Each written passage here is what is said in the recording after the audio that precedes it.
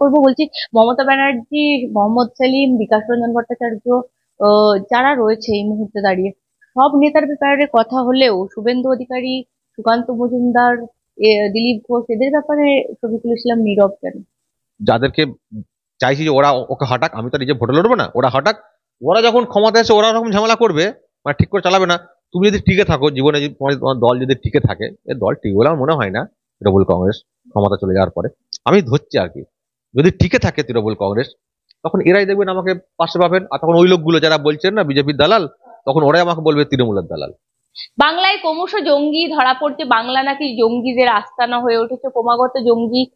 এই মুহূর্তে দাঁড়িয়ে প্রশাসনের দিকে কিন্তু আঙুল উঠছে যে প্রশাসন কি করছে। তাহলে আমি প্রশাসনের সাথে সাথে আমি বলবো বিএসএফ ও কি করছে তাহলে।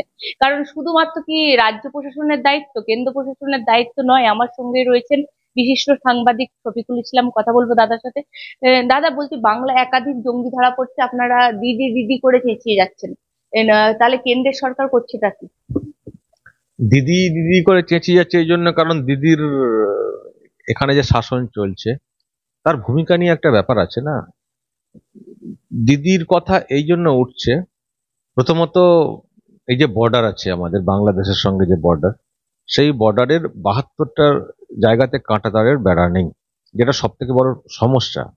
বিএসএফ নজরদারি চালাচ্ছে ঠিক আছে, কিন্তু যদি আহ, বেড়া না থাকে, সাইড দিয়ে যাওয়ার রাস্তা না থাকে গাড়ি নিয়ে টহল দেওয়ার মতো, তো সম্ভব সেটা কি ওই দেখা? বিএসএফ কি হাত ধরে দাঁড়িয়ে থাকবে সারাক্ষণ? কাঁটা মানে সেই সংখ্যায় বিএসএফ তো নেই। কাঁটা তারের বেড়া থাকলে, পাশ দিয়ে রাস্তা থাকলে টহল চলবে, নজরদারি করার সুবিধে। তো এখানে সেটা হচ্ছে না, 72 জায়গাতে কাঁটা তারের বেড়া নেই। এখন এখানে প্রশ্ন রয়েছে যে কেন 72টা জায়গাতে কাঁটা তারের বেড়াটা নেই। এখন যার উত্তরটা এই মুহূর্তে আসছে সেটা হচ্ছে যে জমি দেওয়া হচ্ছে না। রাজ্য সরকার যে জমিটা দেবে, যেটা দেওয়ার কথা, সেটা দেওয়া হচ্ছে না। এবার প্রশ্ন যে কেন দেওয়া হচ্ছে না, তার উত্তর অনেক আসছে। ইচ্ছা করে দেওয়া হচ্ছে না, আহ, ওপার থেকে লোক আসতে সুযোগ করে দেওয়া হচ্ছে, লোক এলে এখানে শাসন ক্ষমতায় থাকতে সুবিধা হবে, এইসবগুলো রয়েছে। তো এইসব প্রশ্নগুলো আসার কারণেই দিদি দিদি করে এত নামটা আসছে। যদি এটা পুরো শিল্ড এরিয়া হতো, টোটালটা কাঁটাতারের বেড়া, সাইডে রাস্তা, টহল দেওয়ার মতো, তাহলে দিদির এত কথা উঠতো না, বর্ডার নিয়ে এত কথা উঠতো না। আমি দেখছি কুণাল ঘোষ থেকে শুরু করে অনেকেই বলে থাকেন যে বিএসএফ কি করছে, বিএসএফ কি করছে। বিএসএফ তারও তো একটা লিমিট আছে, কি করে সে করবে? তার লিমিটেশন একটা আছে না। যদি মানে কন্ট্রোল করার জায়গা যদি মানে তারা তার টার যেগুলো আছে যদি না থাকে, তো কি করে বিএসএফ করবে? আর আরেকটা কথা, অনেক সময় অনেক কারণে হয়তো কাঁটাতারের বেড়া সব জায়গায় দেওয়া যায় না, কিন্তু সংশ্লিষ্ট সরকারের শাসক পক্ষের, শাসক দলের একটা সদিচ্ছা মানে থাকে অনেক জায়গাতে, যে কারণে মানে কাঁটাতারের বেড়া না থাকলেও নজরদার মানে আটকানো যায়। কিন্তু এখানে সেটাও নেই। এটাও যেটা বলা হয় যে এখানে যেন একটা কম্পিটিশন হচ্ছে, একটা লড়াই হচ্ছে বিএসএফ ভার্সেস এই রাজ্যের শাসক দল, যে চলো বিএসএফ ওইদিকে নেই, ফাঁকা আছে, চলো ঢুকে পড়ো, ঢুকিয়ে দাও। বা আসছে বিএসএফ, চলো ছুটে পালাও। মানে একটা কম্পিটিশন হচ্ছে, এটা না। এটা হচ্ছে মানে কোঅপারেশন থাকলে, একে অপরের সঙ্গে সমন্বয় থাকলে, তাহলে তাহলে সেই কাজটা সুযোগ হয়। আর বিএসএফ ওই দিকটা চলে গেছে ঘুরতে ঘুরতে, চলো ফাঁক দিয়ে ঢুকিয়ে দিই, তাহলে মুশকিল। যেটা এখানে সেই প্রশ্ন আছে, যেখানে শাসকের একটা অংশের লোকজন জড়িত, দেখছেন নিশ্চয়ই আপনিও, যে ভুয়ো আধার কার্ড, প্যান কার্ড সব তৈরি করে দিয়ে ধরাও পড়েছে। তিনজনকে এই এই তৃণমূল কংগ্রেসের একজনকে না কয়েকজনকে ধরা হয়েছে শুনলাম নদিয়ার ওখান থেকে। মোল্লা তো অন্য কথা বলছে, শওকত মোল্লা বলতে যদি এক চুলো আমার সঙ্গে মানে যোগ সাজস যদি প্রমাণ করতে পারে কার্যত, তাহলে আমি রীতিমতো তিনি চ্যালেঞ্জ দিয়েছেন। শওকত মোল্লার ব্যক্তিগত যোগের ব্যাপারটা আমি এখানে কিছু বলছি না, কিন্তু যাকে ধরা হয়েছে, সমস্ত মিডিয়ায় খবর এসছে যে তৃণমূল কংগ্রেসের নেতা না কর্মী বলা হয়েছে। তো সে শওকত মোল্লা হন বা অমুক মোল্লা হন তমুক মোল্লা হন, তৃণমূল কংগ্রেসের যোগটা তো আসছে। এটা কি করে হয়? শাসক দলের নেতা, শাসক দলের লোকজন, তারা এরকম অপকর্মে কি করে যুক্ত হতে পারেন? যারা ওই দিক থেকে ঢুকছেন তাদেরকে স্থায়ী বাসিন্দা করে দেওয়ার জন্য এই যে সব কাগজপত্র নথি করে, এই পঞ্চায়েতের এইসব নানান সব শুনছি যেগুলো, এগুলো হয় কি করে? এখানেই দিদি দিদি করে, দিদি দিদি যে বলা হচ্ছে না, এখানেই প্রশ্ন যে এই রাজ্যের শাসক, শাসক পক্ষ যেটা আছে, শাসক দল যেটা রয়েছে, তারাও যেন এই কাজটাকে উৎসাহিত করছে যে 72 জায়গায় তো কাঁটাতার নেই, ওদিক দিয়ে ঢুকে পড়ো, তারপর এখানে আমরা ব্যবস্থা করে দেবো। এবার তার বিনিময়ে টাকা পয়সা প্রচুর লেনদেন হচ্ছে, সেটা পরিষ্কার। এখন তার ভাগ যদি কালীঘাট পর্যন্ত যায়, তো আর কি করার আছে? ফলে এই যে মানে বেড়া দেওয়ার জন্য জমি না দেওয়া, আর যারা আসছেন ওপার থেকে তাদেরকে স্থায়ী বাসিন্দা বানিয়ে দেওয়ার জন্য কাগজপত্র রেডি করে দেওয়া, এই কাজগুলোর সঙ্গে এই রাজ্যের শাসক সরকার পক্ষ তাদের একটা কোথাও যোগ বা তাদের ভূমিকার ব্যাপারটা আসছে বলেই কিন্তু এই দিদির প্রসঙ্গ উঠছে, না হলে উঠতো না। আরো তো অনেক রাজ্যে তো বর্ডার আছে, সেখানে তো এরকম ওঠে না। সেখানে সংশ্লিষ্ট রাজ্যের রাজ্য সরকারের শাসক দলের সদিচ্ছা আছে।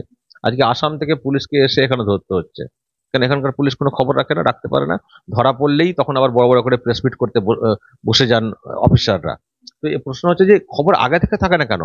কিন্তু এটাও ভাবতে হবে, থাকে না যে সেটা না, এত অবুঝ এত অদক্ষ অফিসার সেটাও না থাকার, মানে সেখানে আরেকটা মানে ওই প্রশ্ন ওঠে যে থাকার পরেও মানে খবর থাকার পরেও কি তাহলে চুপ করে বসে থাকে পুলিশ কোনো কারণে? সেই কারণটাই বা কি? একদমই, আমি শফিকুল দা, আমি বলছি এই যে জঙ্গি জঙ্গি, আমি বলছি আপনি যতগুলো এখনো পর্যন্ত ধরা পড়েছে বেশিরভাগই সংখ্যালঘু সম্প্রদায়। বলতে এই সংখ্যালঘু সম্প্রদায়ের হাতে কি কিছু থাকে না? মানে জঙ্গি হওয়া ছাড়া কি এদের আর কোনো পথ থাকে না? আপনি দেখবেন নামগুলো যখনই শুনবেন, সব নাম একদম সংখ্যালঘু নাম আসছে, একের পর এক নাম। দেখুন, সংখ্যালঘুদের একটা অংশের মধ্যে মানে এমন একটা ভাবনা, তারা যে কাজটা মানে করে তাদেরকে জিজ্ঞাসা করা দেখা যায়, জিজ্ঞাসা করে দেখবেন কি হয়, তারা কিন্তু নিজেদেরকে জঙ্গি বলে মনে করে না। অনেকেই আছেন তারা মানে এমন একটা মানে ভুল পথে হাঁটাটা শুরু করেছেন। তারা যে জঙ্গি মানে জঙ্গিপনা করছেন, তারা যে জঙ্গি হয়ে গেছেন, আর জঙ্গি হয়ে গেলে আর গেছেন বলতে নেই, গেছে। এটাই এটাই উঠে গেছে, যেটা সব থেকে বড় ভয়ঙ্কর। এই যে আমরা যেগুলোকে জঙ্গি জঙ্গি বলছি, জঙ্গিপনা বলছি ইত্যাদি বলছি, তো ধরা পড়ছে জঙ্গি বলে, হ্যাঁ ধরা পড়ছে। কিন্তু দেখা যাবে তাদেরও সব সংসার, ধর্ম, ছেলে মেয়ে, বিয়ে সব আছে। তারা তারা সমাজের চোখে এখানে জঙ্গি, আইনের চোখে জঙ্গি। তাদের মধ্যে সেই বোধটাই নেই। তারা কেউ ভাবছেন এটাই আমার ঠিক পথ, কেউ ভাবছেন এই পথে চললে আমি জান্নাত চলে যাব, কেউ কেউ ভাব হ্যাঁ এটাই আমার কাজ। এ তো এর মধ্যে কি আছে, ওরা আমাদেরকে এরকম বলবে কিন্তু আমাকে এইভাবেই লড়তে হবে, আমার উপরে আল্লাহ আছেন, আমি আল্লাহর পথে রয়েছে। এই যে একটা ধারণা, কনসেপ্ট তৈরি হয়ে গেছে না, এতে করে তারা যে তাদের চলার পথটা যে সবসময় ঠিক হচ্ছে না সেই ফিলিংসটাই নেই। এটা সব থেকে বড় ভয়ঙ্কর।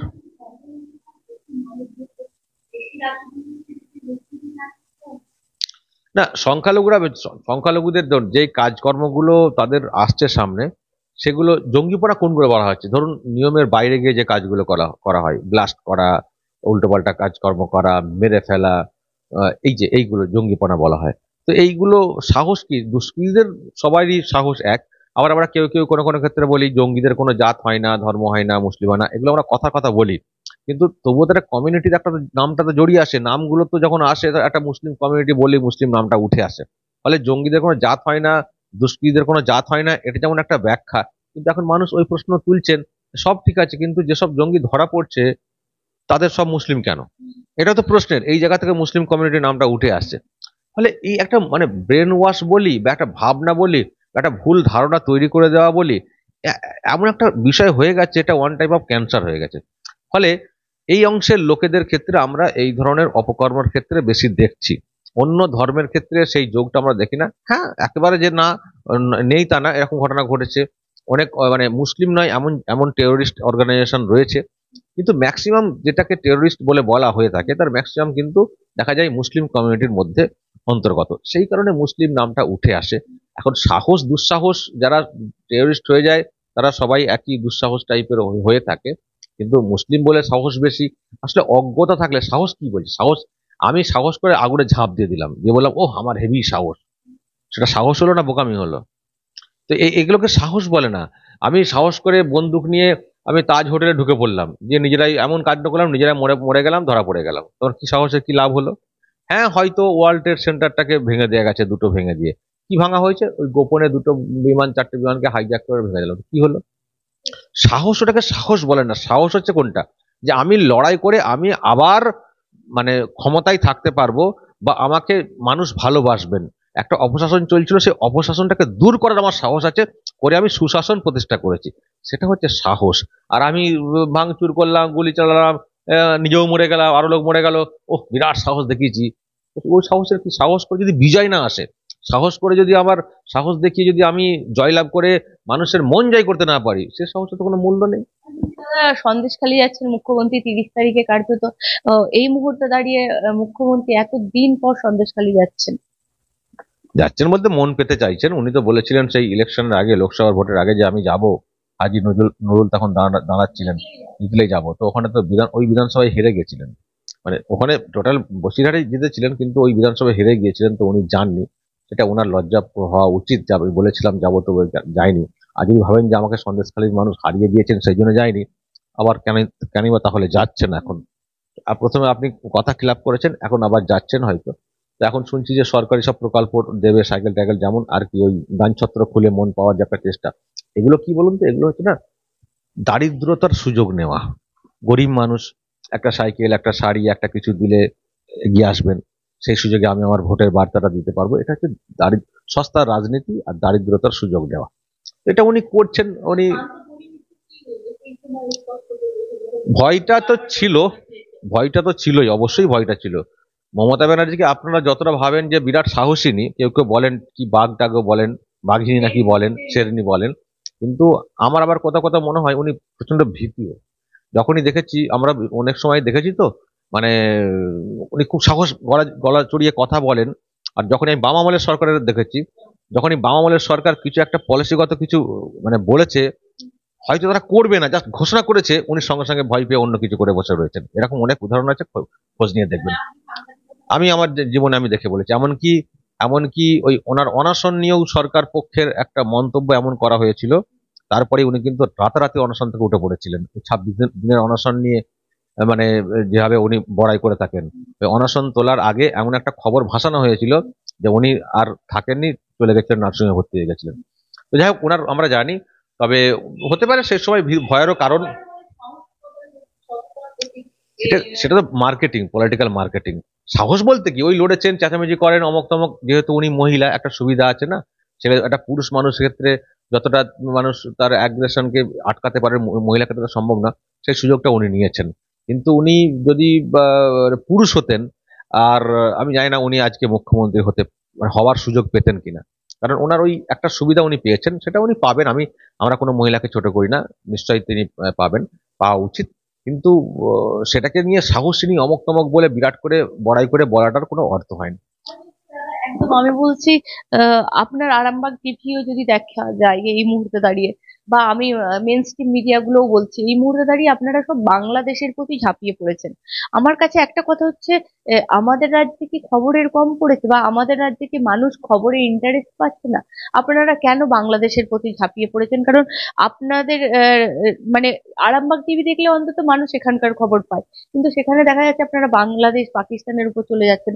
এমনকি এবিপি আনন্দ, যেটা একদম অলরেডি আমাদের সবসময় থাকে, তারাও দেখছি ওইদিকে ভেসে যাচ্ছে কেন? কি মনে হচ্ছে আপনার সাংবাদিক হিসেবে? দুটো ব্যাপার, একটা হচ্ছে অবশ্যই যারা মিডিয়াতে কাজ করেন তাদের দর্শকদের কথা ভেবে চলতে হয়, কারণ ভিউ বাড়লে তার উপরে তো চলে, এটার একটা ব্যাপার আছে। মানে তো মানে দুটো, একটা হচ্ছে মিডিয়ার ভিউ, আর একটা হচ্ছে যে হতাশ না, হতাশ না, হতাশ না, আমি সেটা ব্যাখ্যাতে আসছি। মানে মিডিয়ার ভিউ, আর যেটা বলছিলাম যে মানুষের যে জানার ইচ্ছে, কৌতূহল ওই বিষয়ে কি জানতে চাই। তো ওই আর কি, মানে একটা দুটো বললেও বিষয়টা একটাই, যে মানুষের কৌতূহল দূর করতে পারলেই সে সে খবরের দর্শক আছে। আর দর্শক দর্শক পাঠক, এটা মিডিয়া হাউসের কাছে একটা ফ্যাক্টর। খবরের কাগজের লোকেরা যারা আছেন তারা যেন আমার পাঠক সংখ্যা যাতে বেশি হয়, আর যারা টিভি চালান তারা যেন ভিউ যাতে বেশি হয়। তো এটা মাথায় রাখতে হয়। এটা মাথায় রাখতে গেলেই মানুষের কৌতূহল চাহিদাটা কি জানতে হয়। তো মানুষের কৌতূহল চাহিদা এখন যা দেখতে পাচ্ছি, যে আমাদের বাংলার প্রতি না একটু সেই কৌতূহলটা নেই। তারও ব্যাখ্যা আছে কারণ কেন নেই। আর এটা নেই, এক নম্বর, আমি সেটা পরে আসছি কেন ব্যাখ্যা। আর দ্বিতীয় হচ্ছে যে যেটা হচ্ছে বাংলাদেশে বা অন্যান্য জায়গাতে, এটা এমন এমন কিছু বিষয় ঘটছে যার সঙ্গে আমাদের বাংলার আবেগ রয়েছে। সেই জন্য মানুষ ওই দিকটাও দেখতে চাইছেন। এবং সেই জন্য আমরা ওই দিকের খবর রাখছি। আমাদের কাজ হচ্ছে মানুষের কাছে খবর পৌঁছে দেওয়া। তো সেই জন্য এখন বাংলাদেশ এবং তার সঙ্গে পাকিস্তান দূরে হলেও, পাকিস্তানের সঙ্গে যেহেতু বাংলাদেশের লিঙ্ক, আর সেই বাংলাদেশের সঙ্গে আমাদের একটা সেন্টিমেন্টের লড়াই এই মুহূর্তে চলছে, শত্রু। সুতরাং এই এই জন্য কিন্তু ওই দিকের সম্পর্কে মানুষের একটা কৌতূহল নতুন করে জন্মেছে। তো সেই জন্য আমরা ওই দিকটা ঝোঁক দিচ্ছি। এবার হচ্ছে, হ্যাঁ, বাংলাতে কেন একটা অনীহা এসছে। আমি জানি বাংলাতে দর্শকদের মধ্যে একটা অনীহা এসছে, বাংলা খবর দেখতে চান না। এর কারণ হচ্ছে বাংলাতে কি নিয়ে খবর হয়? বাংলাতে খবর হয় দুর্নীতি, বাংলাতে খবর হয় হানাহানি, বাংলাতে খবর হয় কোটলুট, পলিটিক্যাল বিষ, এইসব নিয়ে খবর হয়। কিন্তু মানুষ না খানিকটা এদিক দিয়ে, আমরা হতাশ না, মানুষ হতাশ। মানুষ হতাশ বলতে আমরা যখনই দেখবেন দুর্নীতি সংক্রান্ত কোনো খবর করছি, ইডি সিবিআই অমক তমক, মানুষের প্রথম রিয়াকশন হচ্ছে দূর এইসব করে কি হবে, ও কিচ্ছু হবে না দাদা, সব সেটিং, সব অমক তমক।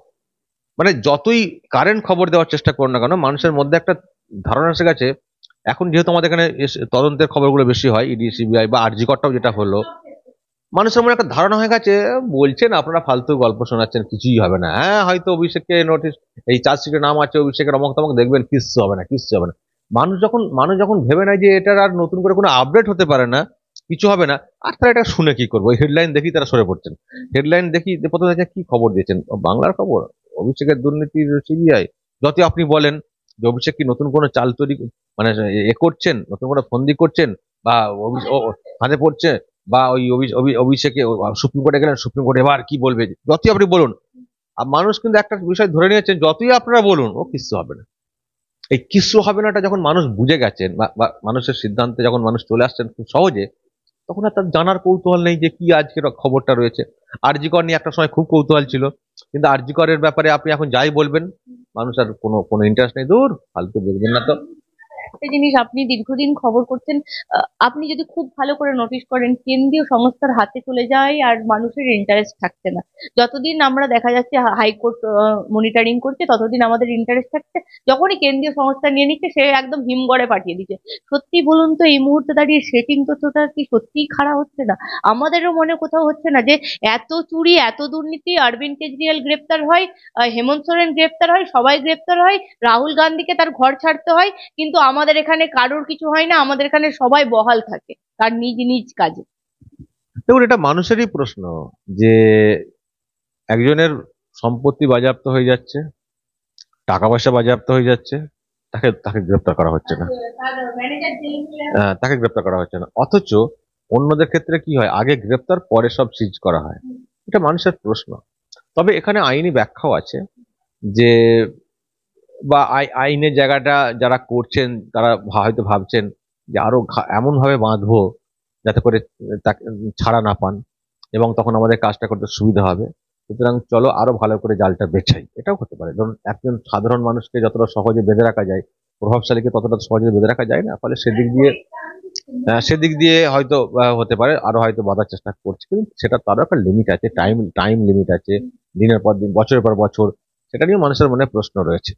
আর সেটিং যেমন পরিষ্কার বলা হয় না, দিদি মোদির সেটিং, এখন তার পলিটিক্যাল ব্যাখ্যা তো অনেকে দিচ্ছেন, আপনারা দেখছেন যে সেটিং বলতে মোদি হয়তো ভাবছেন যে আমার একটা রাজ্যের ব্যাপারটা একটা আছে, তার থেকে আবার গোটা দেশের পলিটিক্সটা আমার কাছে অনেক বেশি গুরুত্বপূর্ণ।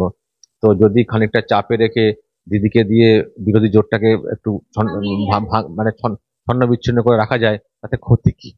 একটা রাজ্যের নয় ক্ষমতা আমার নাইন বা এলাম, কিন্তু যদি ওকে ইউজ করি, এবং সেটাতে দেখবেন এই যে এখন জোটের মধ্যে গন্ডগোল, আমাদের দিদিকে করতে হবে, আপ সরে যাচ্ছে, এখন সত্যি খুব ভাঙচুর অবস্থা। সেদিক সেই মুহূর্তে এই মুহূর্তে বলতে পারি যে বিজেপির সামনে এখন ফাঁকা মাঠ।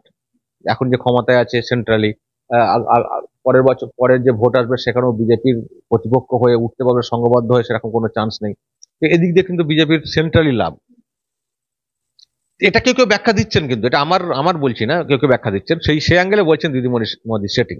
কিন্তু আবার যখন আমরা সিরিয়াসলি বলতে দেখছি শুভেন্দু অধিকারীদেরকে, অন্যদেরকে, তারা বলছেন যে না, এরকম কোনো ব্যাপার না, ঠিক পথে সব সব সবকিছু এগোচ্ছে, ঠিকঠাক ভাবে, সময়ে বুঝতে পারা যাবে। কিন্তু ওনারা বলছেন, আমরাও ভাবছি, আমরা ওয়েট করছি, আমরাও ব্যাখ্যা শুনছি, ব্যাখ্যা দিচ্ছি, কিন্তু সময় না অনেক সময় অনেক কথা বলে দেয়, বা মানুষের মনে প্রশ্ন তৈরি করে দেয়। হয়তো সেটিং নেই, কিন্তু এত ডিলে হচ্ছে বলে মানুষের মনে ধারণা তৈরি হয়ে যাচ্ছে, এর সঠিক উত্তর খুঁজে পাওয়া খুব মুশকিল। তো এই নিয়ে মানুষ কিন্তু একটা সত্যি বিভ্রান্তির মধ্যে রয়েছেন, এবং সেই জন্যই যখনই ইডি সিবিআর হাতে কোনো তদন্ত যায় এই রাজ্যের, একটা মানুষের মনে হয় যে যাহ, ও ঠান্ডা ঘরে চলে গেল। আসলে এমন এমন কেস, সেই কেসগুলো তো সহজে শেষ করাও যায় না। ধরুন দুর্নীতি তদন্ত করতে গেলে তো, সঠিক তদন্ত করতে গেলে অর্ধেক লোক জেলে যাবেন, সেটা সম্ভব না। এত ব্যাপ্তি, সেটা 6 দিনের 3 মাসে তদন্ত কমপ্লিট করাও যাবে না, ফলে টাইম লাগছে। এখন টাইম লাগছে, ইত্যাদি লাগছে, হচ্ছে না, ফলে মানুষের মনে একটা ধারণা যে মনে হচ্ছে ঠান্ডা ঘরে চলে গেল। তবে সবটা যে ঠান্ডা ঘরে চলে যাচ্ছে এটা ভাবার কোনো কারণ নেই। কিন্তু আমি বলছি না খাউঙ্গা না খানে দুঙ্গা, যারা বারবার এটা বলে তারা আমাদের রাজ্যের ক্ষেত্রে এত শিথিল কেন? আমার মানে এটা প্রশ্ন বারবার মনে আসে যে তারা আমাদের রাজ্যে, পশ্চিমবঙ্গ রসাতলে চলে যাক, পশ্চিমবঙ্গ ভেসে যাক, কারণ আমরা বেকারদের ভবিষ্যৎ আমরা এই মুহূর্তে দেখতে পাচ্ছি। মানুষকে না বোঝাতে পারি, আমরা নিজেরা তো ভালোই টের পাচ্ছি। হ্যাঁ, এটা তো বললাম যে আহ, যদি পলিটিক্যাল ব্যাখ্যাতে কেউ আসেন, যদি কেউ দিয়ে থাকেন যে কেন এখানে অ্যাগ্রেসিভ ব্যাপারটা হচ্ছে না, তখন তাহলে ওই ব্যাখ্যাটা করতে হবে যে একজনকে ইউজ করে যদি আমি দেশের সেন্টারই ভালো থাকি, একটা রাজ্যে ক্ষমতা নাই বা আসি, একটু খেলিয়ে আমার এদিকটা এদিকটা বজায় রাখি, কিন্তু আহ, হ্যাঁ চলবে, কিন্তু সেটা হলে বাংলার মানুষের সব থেকে বড় দুর্ভাগ্যের ব্যাপার হবে যে সত্যি সেন্ট্রালি বিজেপি ভাবতে গিয়ে আজকে আমরা বাংলাতে বিজেপির অপশন আছে, মানুষ বিজেপিকে ভরসা করে রয়েছে, তারা আজ বঞ্চিত হচ্ছেন, তাহলে কি তাদের এই দুর্ভোগ চলবে? এটা এটা একটা ব্যাপার আছে, তবে এখনই এটা সিদ্ধান্তে আসার মতো না, এখন ওয়েট করা উচিত। আর আমার তো মনে হয় মানুষ আর একবারই সুযোগ দেবেন 26-এ, মানুষ আর একবারই বিজেপিকে সুযোগ দেবেন এখানকার বিজেপিকে 26-এ। যদি 26-এর মধ্যে বিজেপি নিজেকে প্রমাণ করতে না পারে যে সঠিক প্রতিপক্ষ, যেটা বলে কংগ্রেসের, 26-এর পরে বিজেপির আর কোনো জায়গা হবে না, এটাই বলতে পারি। আর সবশেষ একটা মন্তব্য বারবার আসে, অনেকেই অনেক রকম মন্তব্য করে। আমি বলছি আপনি কি সংখ্যালঘু বিদ্বেষী? সংখ্যালঘু বিদ্বেষী যারা আহমক মূর্খ তারা বলবেন, আমি কোনো কিছু বিদ্বেষী না। আমি এটুকু মনে করি সংখ্যালঘুদের মধ্যে চলার পথ অনেক ভুল আছে, ওই জন্য আমার কথা একটু তাদের তাদের বিষয় বেশি হয়ে যায়, বেশি হয়ে গেলেই লোক মনে করেন আমি বিদ্বেষী। বিজেপি আরএসএস বলে এই কারণে, কারণ এখানে বিজেপি যেহেতু মানে বিরোধী দল, সেই জন্য যদি বাম থাকতো আমাকে বামের দালাল বলতো। আর যদি বিজেপি 26-এর মধ্যে ক্ষমতায় না আসে, নতুন দল তো আসবে। আমি এটা বলতে পারি আপনাদেরকে, 26-এ যদি বিজেপি ক্ষমতায় আসতে না পারে, ঠিক রেজাল্ট ছাপ ফেলতে না পারে, তারপরে দেখবেন বাংলাতে নতুন দলের উত্থান হচ্ছে, তখন আবার আমাকে তখন তার দালাল বলবে। এটা এটা যারা বলেন তারা অবুঝ বা তৃণমূলী লোক, চোর, চটি চাটা টাইপের যারা, তারাই একমাত্র আমাকে বলে। আর কিছু অন্ধ অশিক্ষিত মুসলিমদের একটা অংশ আমাকে বলে, যারা বোঝে না বিষয়টা। আর ভারতীয় সংস্কৃতি, ভারতের ব্যাপার, আমি অ্যাজ এ ইন্ডিয়ান আমার চলার পথ যেটা হবে, এটা কখনো সবসময় ধর্মীয় পথ হবে না। ভারতীয় হিসেবে আমার চলার পথ একরকম হবে, আর ধর্ম ব্যক্তিগত হবে, আমি আমার মতো করে পালন করব। ভারতীয় সঙ্গে ধর্মকে গুলিয়ে ফেলে যদি সেই মতো করে আমাকে ভাবা হয় যে আমি শুধু ওই ওই ওই রকমই কথা বলবো, শুধু এদের কথাই বলবো, অমক তমক, তাহলে ভুল কথা হচ্ছে। আমি সেই মত, আমি তো ওদের মতের সঙ্গে আমি চলতে পারবো না। চলি না বলি আমাকে মুসলিমদের একটা অংশ আমাকে মুসলিম বিদ্বেষী বলে, কিন্তু আমি নিজেকে মনে করি আমি মুসলিম। আমি নিজে ইসলাম ধর্ম আমার মতো করে পালন করি, আমার বাড়িতেও প্রচুর কালচার আছে আমার মতো, কিন্তু আমি ওই গোঁড়ামি ব্যাপারটা না। আর গোঁড়ামি না করলে যদি বিদ্বেষী হয় তাহলে বিদ্বেষ। যারা হিন্দুত্ববাদী দল বিজেপি কার্যত তারা একের পর এক হিন্দু নিয়ে প্রচার করে, সেক্ষেত্রে শফিকুল ইসলাম তাদের কাছে কি করে ভালো হতে পারে? তাদের কাছে যদি পুরো সংখ্যালঘু সমাজটাই খারাপ হয়। আমাকে না, আমি তো ওরকম বলি না। আমি সবসময় একটা কথা বলি কি যে আহ, সম্প্রীতি সেটাই যখন আম, একে অন্য ধর্মের প্রশংসা করবেন বা সম্মান জানাবেন, প্রশংসা থেকে সম্মান জানানো। আমি যদি আমার নিজের ধর্মকে নিয়ে বেশি বলি, অন্য ধর্মকে ছোট করি, তাহলে আমি হয়ে গেলাম সাম্প্রদায়িক।